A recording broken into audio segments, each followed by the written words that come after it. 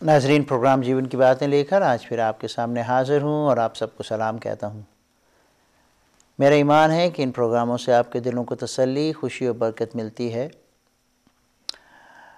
ہم آج اس ویکینڈ پر ریمیمبرنس ڈے مناتے ہیں، یاد کرتے ہیں ان سب لوگوں کی قربانیاں، ان سب کی محنت اور ان کی زندگیاں جنہوں نے اپنے آپ کو ہماری آزادی کے لیے وقف کر دیا۔ اور بہت سے لوگوں نے نہ صرف نعرے لگائے بلکہ جا کر میدانوں میں، محاذوں پر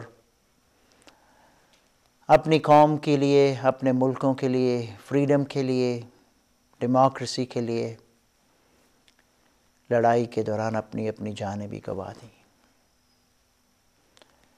سو اپنے ان سب ہیروز کو ہم اس وقت خراج عقیدت پیش کرتے ہیں، اور جو زندہ ہیں، جنہوں نے قربانیاں دیں، زخمی ہوئے یا اس سارے ماحول میں سے گزرے، ہم ان کے لیے دعا کرتے ہیں کہ خداوند ان کی ساری ضروریات کو پورا کرتا رہے اور ہمیں توفیق عطا کرے کہ صرف سال میں ایک دفعہ ہی نہیں بلکہ اکثر مختلف طریقوں سے ہم ان کو یاد رکھیں اور ان کی عزت کریں اور ان کو سلام کریں جنہوں نے اپنا آپ لگا دیا تاکہ ہم لوگ آج آزادی سے زندہ رہ سکیں۔ پربھو یسوع مسیح کے کاموں کے بارے میں، ان کی زندگی کے بارے میں، ان کی تعلیمات کے بارے میں ہم مرکز کی انجیل میں سے آج کل دیکھ رہے ہیں۔ ہم پہنچ چکے ہیں 12 باب میں۔ پربھو یسوع مسیح کی زندگی کا یہ آخری ہفتہ ہے جو زمین پر انہوں نے گزاری ہے۔ پربھو یسوع مسیح نے جب اپنی خدمت کا آغاز کیا تو وہ 30 برس کے تھے، اور تقریباً 3.5 برس، صرف 3.5 برس انہوں نے پبلک منسٹری، زمینی طور پر انہوں نے خدمت اور سیوا کی۔ اور اب یہ آخری ہفتہ جو ہے وہ ہم دیکھتے ہیں کہ یروشلم میں جو واقعات ہیں ان پر محیط ہے، اسی کے بارے میں ہے۔ یروشلم میں داخل ہوئے، بہت شاہانہ استقبال ہوا، پھر ہیکل میں گئے، ہیکل کی صفائی کی اور لوگوں کو جھڑکا اور ان کو یاد کرایا کہ کس طرح سے یہ جگہ جو ہے وہ سب قوموں کے لیے خدا کا گھر ہونا چاہیے، لیکن تم نے اس کو ڈاکوؤں کی کھو بنا دیا ہے۔ یروشلم جو سلامتی کا گھر ہے، یروشلم کا مطلب یہی ہوتا ہے عبرانی زبان میں، the house of peace، لیکن وہاں پر جو کچھ وہ دیکھتے ہیں اس کے بارے میں ان کو ترس آتا ہے، وہ روتے ہیں ان پر اور کہتے ہیں کہ آئے یروشلم، آئے یروشلم، کاش تو اس وقت کو پہچان جاتی جب خدا نے تجھ پر نظر کی، خدا نے تجھ کو خاص پریولیج دیا، لیکن تم نے اس وقت کو ٹھکرا دیا۔ اور پھر وہاں پر پروفیسی کی پربھو یسوع مسیح نے کہ یروشلم، مجھے افسوس ہے ان دنوں پر جب وہ آئیں گے اور اس یروشلم کو، عمارت کو، ایک پتھر کو دوسرے پتھر سے جدا کر دیں گے، ایک پتھر پر دوسرا پتھر باقی نہ رہے گا۔ اور AD 70 میں ہم دیکھتے ہیں کہ ایسا ہی ہوا، یروشلم جو تھا وہ تباہ ہو گیا تھا۔ پربھو یسوع مسیح کے کہنے کے تقریباً 70 سال کے بعد پربھو یسوع مسیح پھر بات چیت کرتے ہیں ان کو، کیونکہ یہ موقع ہے، آخری ہفتہ ہے ان کی زندگی میں۔ ان لوگوں کے ساتھ وہ جسمانی طور پر اس آخری ہفتہ میں عید فصح کے موقع پر ہیں، اور بہت اسٹریٹجک موقع ہے کیونکہ بہت سے لوگ یروشلم میں آتے تھے عید فصح کے لیے، اس سالانہ عید کو منانے کے لیے، اس پاس اوور کی یاد میں جو فصح ان کو یروشلم جو ایجپٹ میں سے رہائی کے وقت ان کو کہا گیا تھا کہ منایا جائے۔ پاس اوور کا مطلب یہ تھا کہ موت کا فرشتہ ان سب لوگوں کو جن کے گھروں کی چوکھٹ پر برا کا خون جو تھا وہ لگا ہوا تھا، یعنی بنی اسرائیل، ان سب کو چھوڑ دیا تھا، اور سارے مصری جو تھے ان پر بہت بڑی آفت آئی تھی، کیونکہ سارے مصریوں کے پہلوٹھے جو تھے وہ ہلاک ہو گئے تھے۔ اور پھر اس رات خداوند نے بنی اسرائیل کو رہائی دی تھی اور وہ ریڈ سی سے ہو کر نکلے تھے، اور پیچھے جب وہ آئے ایجپشین ان کو دیکھنے کے لیے، ان کو پکڑنے کے لیے، تو وہ سارا سمندر جو تھا ایک بار پھر سے بند ہو گیا تھا ان کے اوپر، کیونکہ خدا نے سمندر کے بیچ میں سے اپنے لوگوں کے لیے راہ نکال دی تھی۔ یہودی اسی بات کو یاد کرتے تھے۔ پاس اوور ہر سال ان کا دستور تھا کہ جو head of the household ہے وہ اپنے بچوں کو یاد دلائے، وہ کہانی بتائے کہ کیا خدا نے ان کے لیے کیا، تاکہ آئندہ جنریشنز جو ہے، آئندہ نسلیں جو ہیں، یہ باتیں بھول نہ جائیں۔ اور عید فصح منانے کے لیے بہت سے لوگ یروشلم میں نذرانے لے کر آتے تھے، قربانیاں چڑھاتے تھے۔ پربھو یسوع مسیح نے اس موقع سے فائدہ اٹھا کر بہت سے لوگ تھے، ان کو تعلیمات دی اور انہوں نے ایک تمثیل بیان کی۔ پربھو یسوع مسیح تمثیل میں بات کرتے تھے اکثر، کیونکہ آسان طریقے سے ایک استاد کا کام ہوتا ہے کہ کسی گہری بات کو آسان طریقے سے لوگوں تک پہنچا دے، اور پربھو یسوع مسیح کے پاس یہ اسکل تھا۔ وہ اگزامپلس لیتے تھے عام زندگی کی، چھوٹی سی مثال، دنیاوی مثال میں سے وہ روحانی مطلب کو ان کے سامنے پیش کیا کرتے تھے۔ تو یہ تمثیل ان کے آگے بیان کرتے ہیں 12 باب میں مرکز کی انجیل میں۔ پھر وہ ان سے یہ کہنے لگا کہ ایک شخص نے تاکستان لگایا، ونیارڈ لگا دیا، اور اس کی چاروں طرف احاطہ گھیرا اور حوض کھودا اور برج بنایا، اور اسے باغبانوں کو ٹھیکے پر دے کر پردیس چلا گیا۔ پھر پھل کے موسم میں ایک نوکر کو باغبانوں کے پاس بھیجا تاکہ باغبانوں سے تاکستان کے پھلوں کا حصہ لے لے، لیکن انہوں نے اسے پکڑ کر پیٹا اور خالی ہاتھ لوٹا دیا۔ اس نے پھر ایک اور نوکر کو ان کے پاس بھیجا، مگر انہوں نے اس کا سر پھوڑ دیا اور بے عزت کیا۔ پھر اس نے ایک اور کو بھیجا، انہوں نے اسے قتل کیا۔ پھر بہتےروں کو بھیجا اور بہت سے لوگوں کو بھیجا، انہوں نے ان میں سے بعض کو پیٹا، بعض کو قتل کیا۔ اب ایک باقی تھا جو اس کا پیارا بیٹا تھا۔ اس نے آخر اسے ان کے پاس یہ کہہ کر بھیجا کہ یہ میرے بیٹے کا تو لحاظ کریں گے۔ لیکن ان باغبانوں نے آپس میں کہا، یہی وارث ہے، آؤ اسے قتل کر ڈالیں، میراث ہماری ہو جائے گی۔ پس انہوں نے اسے پکڑ کر قتل کیا اور تاکستان کے باہر پھینک دیا۔ اب تاکستان کا مالک کیا کرے گا؟ وہ آئے گا اور ان باغبانوں کو ہلاک کر کے تاکستان اوروں کو دے دے گا۔ کیا تم نے یہ نوشتہ بھی نہیں پڑھا کہ جس پتھر کو معماروں نے رد کیا وہی کونے کے سرے کا پتھر ہو گیا؟ یہ خداوند کی طرف سے ہوا اور ہماری نظر میں عجیب ہے۔ اس پر وہ اسے پکڑنے کی کوشش کرنے لگے، مگر لوگوں سے ڈرتے تھے، کیونکہ وہ سمجھ گئے تھے کہ اس نے یہ تمثیل انہی پر کہی۔ پس وہ اسے چھوڑ کر چلے گئے۔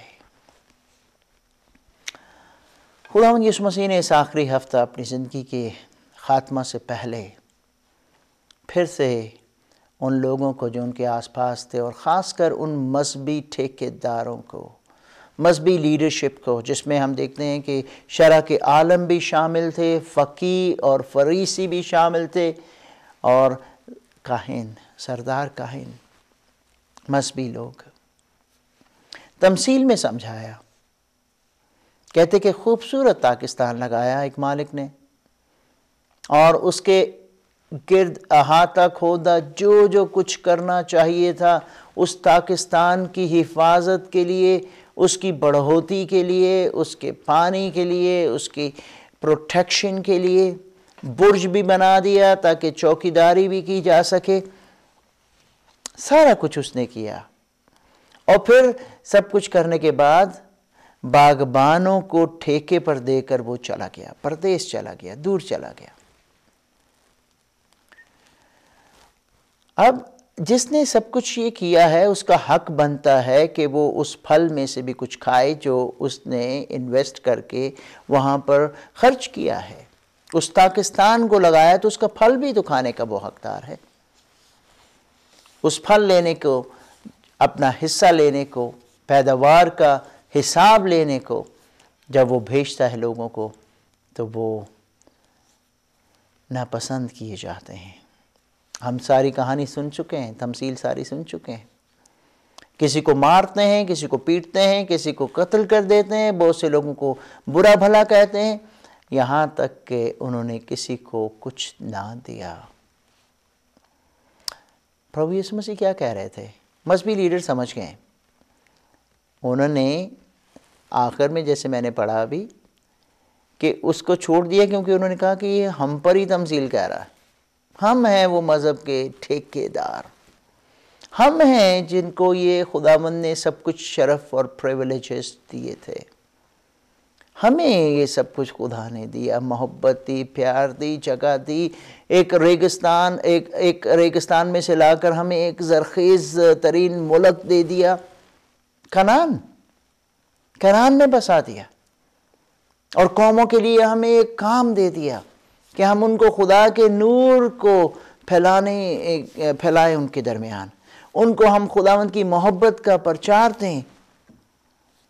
لیکن پربھو یسوع مسیح ان کو یاد دلا رہے ہیں، بنی اسرائیل تم نے کیا کیا؟ کہتے کہ میں نے نبی بھیجے، خدا ہوتے ہوئے ہم نے نبی بھیجے، خداوند کا پیغام لے کر آئے، وہ محبت کا پیغام بھی لائے، عدالت کا پیغام بھی لے کے آئے۔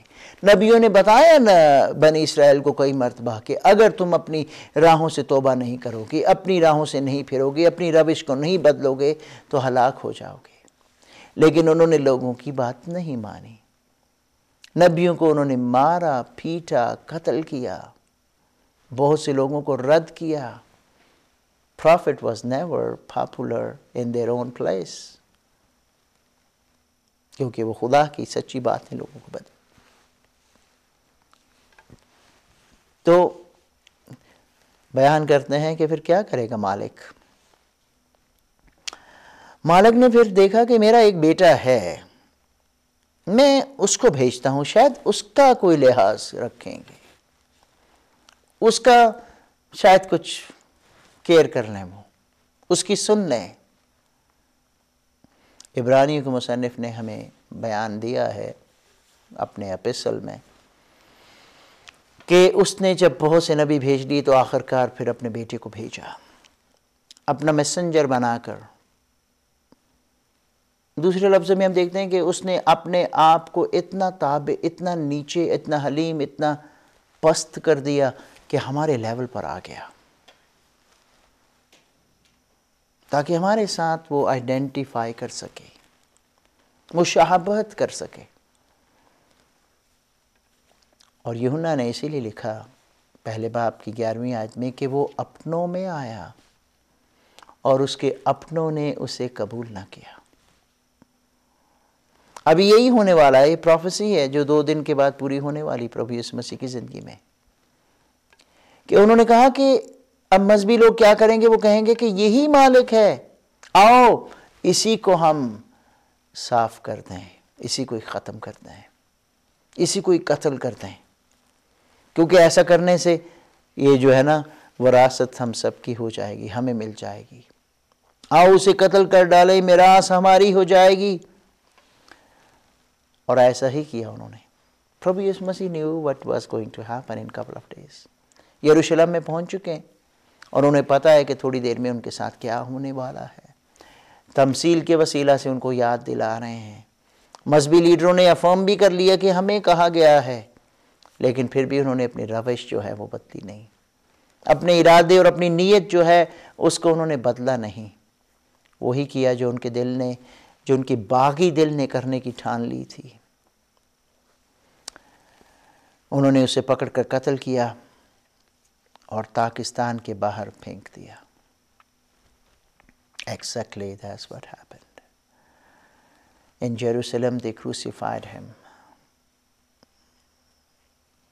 which was kind of outside of Jerusalem، کیونکہ پوائنٹ یہ تھا، سمجھنے کی بات ان کے مطابق یہ تھی کہ وہ مردہ کو شہر کے اندر رکھنا نہیں چاہتے تھے۔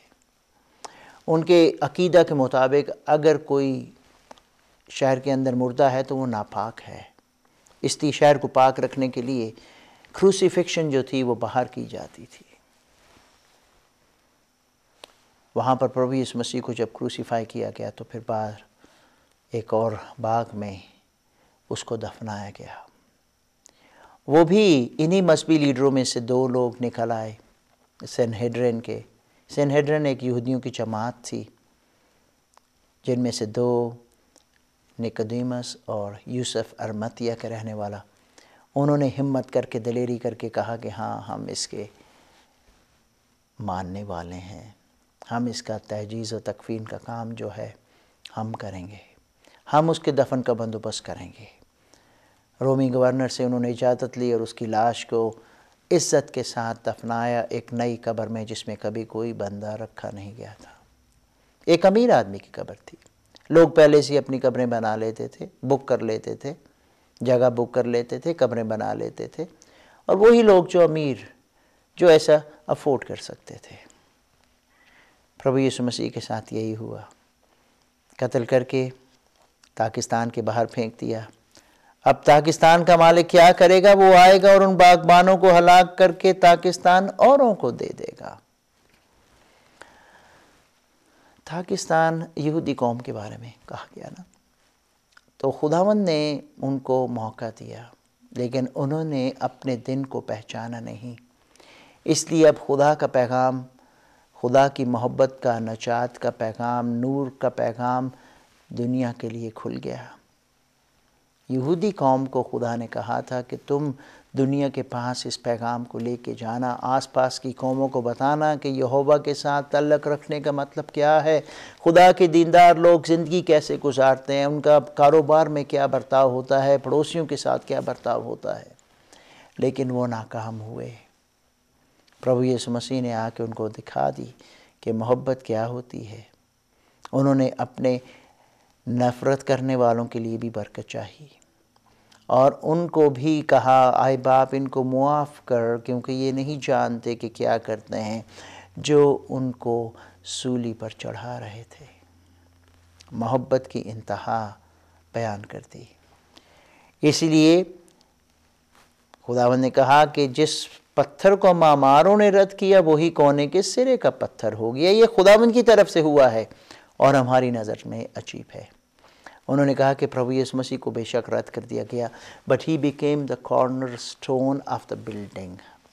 کارنر اسٹون ایسا ہوتا ہے، ایک ایسا خاص پتھر ہے جو کونے میں لگتا ہے اور وہ اس پوری عمارت کو ایسے سنبھال لیتا ہے۔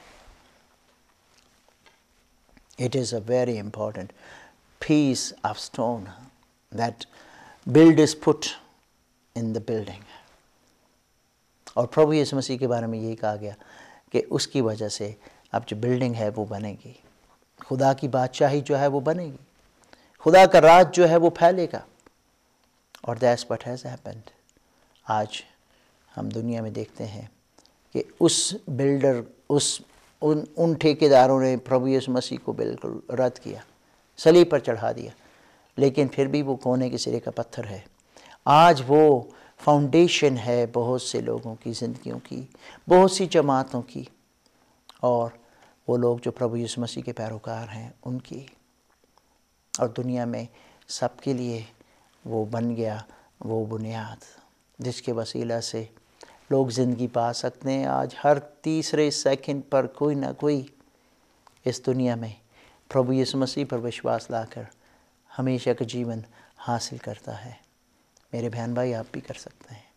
اگر آپ کو اس کا تجربہ نہیں ہے تو آپ دیے گئے نمبر پر فون کریں، ہم آپ کے ساتھ بات کریں گے، آپ کے ساتھ جو بھی ہم ٹائم سپینڈ کر سکتے ہیں کر کے آپ کی مدد کریں گے۔ God bless you.